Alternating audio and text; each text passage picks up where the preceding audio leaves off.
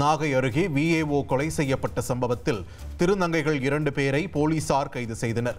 செல்லூரில் VAO ஒருவர் முகம் சிதைந்த நிலையில் கொடூரமாக கொலை செய்யப்பட்டார்.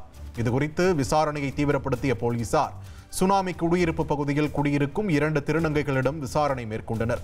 இதில் திருநங்கைகளிடம் உல்லாசமாக இருக்கச் சென்ற விஏஓவிடம் பணம், நகைகளை பறித்து கொலை செய்தது அம்பலமானது. இதனையடுத்து போலீசார் இருவரையும் கைது செய்தனர். சிவகாசியில் மின்வாரிய கோட்ட பெண் செயற்பொறியாளர் கையில் கட்டுக்கட்டாக பணம் வைத்திருக்கும் வீடியோ வெளியாகி சமூக வலைதளங்களில் பரவி வருகிறது. திருத்தங்கல் சாலையில் உள்ள தமிழ்நாடு மின்வாரிய அலுவலகத்தில் கோட்ட செயற்பொறியாளராக உள்ளவர் பத்மா.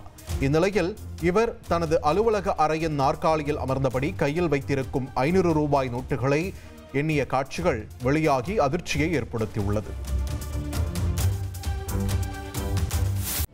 ஃப்ரெண்ட் ஆக்கிக்கோங்க. தந்தி டிவியின் சப்ஸ்கிரைபர்ஸ் அண்ட் ஃபாலோவர்ஸ் குடும்பத்தில் நீங்களும் இணையுங்க.